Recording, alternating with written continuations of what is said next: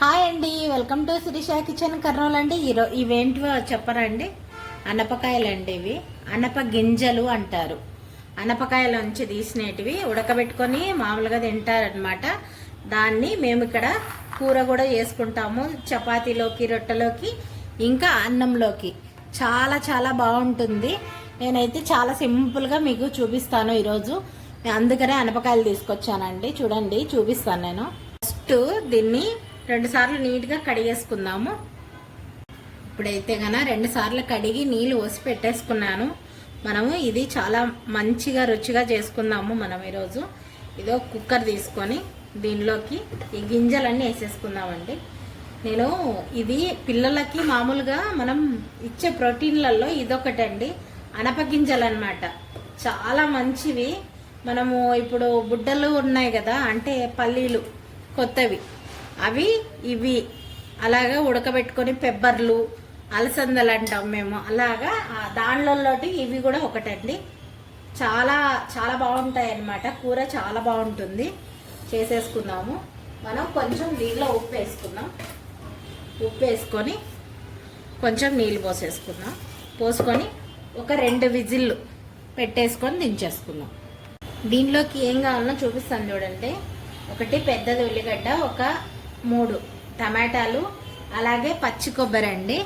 దీన్ని ఒక సగం తీసుకొని మెత్తగా పేస్ట్ లాగా పట్టేద్దాం. చూడండి, ఇంత సరిపోతుంది కొబ్బరి. ఇది మెత్తగా పేస్ట్ మాదిరి చేసుకుందాము. అలాగే ఇవి చిన్న చిన్న ముక్కలుగా కట్ చేసుకుందాం. ఇప్పుడు చూద్దామండి. ఇది ఉడికిపోయి ఉంటాయి. ఇవి కొంచెం టైం పడతాయండి. అనపకాయలు అంత తొందరగా ఉడకవన్నమాట. ఉడికినాయండి, మెత్తగా ఉన్నాయి. ఇప్పుడు మనం తిరువాత వేసుకున్నాం. దీనిలోకి ఒక 2 స్పూన్ల నూనె వేసేసుకున్నాము. బాగా వేడి కావాలి నూనె. ఇప్పుడు కొంచెం ఆవాలు వేసుకున్నామండి. ఇప్పుడు కొంచెం జీలకర్ర, కొంచెం కరివేపాకు, ఇదిగోండి ఉల్లిగడ్డలు వేసేసుకోవాలి. దీన్ని కొంచెం దూరగా వేయించుకున్నాం.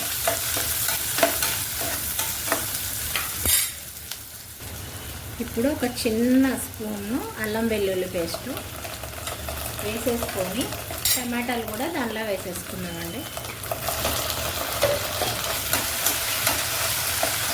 ఇది మూత పెట్టాలి, మెత్తగా మగ్గుతుంది అనమాట. మూత పెట్టేసుకోవాలి. ఇప్పుడు మనం ఇది చూసేద్దామండి. కొంచెం మగ్గింది. ఇప్పుడు మనం ఈ అనప గింజలు ఉన్నాయి కదా, అవి వేసేసుకున్నాం నీళ్ళతో సహా. దీనిలో ఉప్పు వేసానండి. మనం వేసుకునేటప్పుడు ఉప్పు చాలా తక్కువ వేసుకోవాలి. ఇప్పుడు మూత పెట్టేసుకొని కొంచెం మగ్గనిచ్చుకుందాం. ఇప్పుడు మగ్గుతుందండి, ఇది తీసుకుందాము. దీంట్లోకి పసుపు వేసుకున్నాం. ఇప్పుడు ఈ అనపగింజల కూరలో కొంచెం కారం ఎక్కువ పడుతుందండి. నేనైతే ఒక 2 స్పూన్ల కారం వేసాను. అలాగే కొంచెం ఉప్పు, మళ్ళీ కావాలంటే చూసి వేసుకోవచ్చు. అలాగే కొంచెం ధనియాల పొడి వేసుకొని కలిపేసుకున్నాం.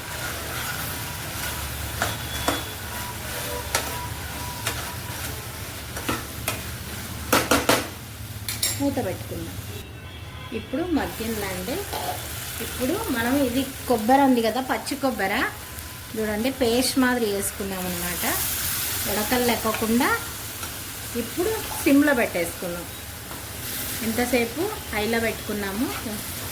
ఇప్పుడు సిమ్లో పెట్టుకొని ఒక్క 10 నిమిషాలు మంచిగా మసాలాలన్నీ పట్టేటట్టుగా ఉడికించుకుంటే, చూడండి ఇదండి, కొంచెం కొత్తిమీర, అలాగే దీనిలోకి కొంచెం నీళ్ళు వేద్దాం. దీనిలోకి కొంచెం నీళ్ళు వేసేసి కలిపేసి మూత పెట్టేసుకుందాము. చక్కగా ఉడికిపోతుంది. చూడండి, కూర అయితే అనపకాయల కూర అండి. చాలా చాలా బాగుంటుంది. సత్తు వేసుకో. ఇద్దరు వేసుకుంటున్నారా? ఉడికిందా మంజుల? సరే తిని చూడు ఇప్పుడు ఎట్లుందో చూద్దాం. నువ్వే చెప్పాలా ఈసారి. ఇది చాలా బలం అండి, పిల్లలకైతే మనకు మంచిగా ఉంటుంది, ఆరోగ్యం కూడా చాలా బాగుంటుంది. సూపర్గా ఉందా? మామూలుగా ఉందా?